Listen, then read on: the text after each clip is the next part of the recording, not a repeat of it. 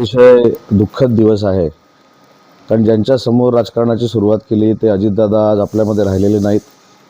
त्यांना मी भावपूर्ण श्रद्धांजली अर्पित करतो. परंतु माझे आणि त्यांचे संबंध हे राजकारणाच्या पलीकडचे होते. एकच फोटो मी आपल्याला दाखवतो.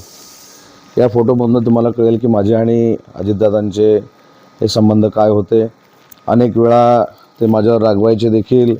खेळीमेळीच्या वातावरणामध्ये आम्ही म्हणजे एकामेकाबरोबर चर्चा करायचो. ते हक्कानं मला एखादं काम सांगायचं. आणि सगळ्यात महत्त्वाची गोष्ट म्हणजे काल संध्याकाळी 7 वाजता माझं आणि त्यांचं फोनवरनं बोलणं झालेलं होतं एका पुण्याच्या MIDCच्या विकास कामाच्या बाबत. आणि काल मी त्यांच्याबरोबर दिवसभरात 3दा बोललो होतो. काही राजकीय विषय होते, काही MIDCचे विषय होते. आणि आज सकाळी ज्यावेळी ही बातमी कळली त्यावेळी खरोखरच प्रचंड धक्का मला पण बसलेला आहे. कारण माझ्या राजकीय जीवनाच्या सुरुवातीमध्ये अनेक वेळा अजितदादांनी मला सहकार्य केलं. अजितदादांनी मला पाठिंबा दिला. पवारसाहेबांच्या नेतृत्वाखाली काम करत असताना अजितदादांनी जे महाराष्ट्र फिरण्याची मला पूर्वी संधी दिली होती त्याच्यामुळेच माझा चेहरा महाराष्ट्रामध्ये ज्ञात झाला. त्याच्यामुळे अशी व्यक्ती 25 वर्षात ज्याने मला सहकार्य केलं, पाठिंबा दिला, आउट ऑफ द वे जाऊन मदत केली, अशा नेत्याचं आज निधन झालं आहे. हे फार दुःखद बाब आहे.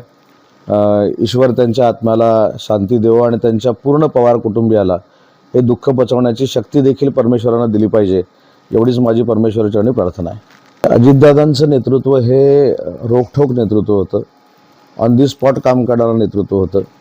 25 वर्षामध्ये संघटनेमध्ये देखील त्यांनी मला काम करण्याची संधी दिली होती. आणि सगळ्यात महत्त्वाची बाब म्हणजे उद्योगमंत्री झाल्यानंतर कशा पद्धतीनं कामकाज असलं पाहिजे ह्याचं अनेक वेळा मार्गदर्शन दादांनी मला केलं. आणि सगळ्यात महत्त्वाचं गोष्ट माझ्या राजकीय जीवनामध्ये पहिला जो 15 वर्षाचा टप्पा होता, 20 वर्षाचा टप्पा होता, हे सगळे राजकीय वर्ष मी अजितदादांबरोबर काढलेली होती. आणि म्हणून एक फार मोठं दुःख माझ्यासारख्या कार्यकर्त्याला झालेलं आहे. आणि अजितदादांचं जाणं हे महाराष्ट्राच्या राजकीय वातावरणातली फार मोठी पोकळी आहे आणि ती कधीही भरून येऊ शकत नाही. आणि म्हणूनच मगाशी म्हटलं की पवार कुटुंबियांना हे दुःख पचवण्याची ताकद ईश्वरानं दिली पाहिजे, एवढीच ईश्वरचरणी माझी प्रार्थना आहे.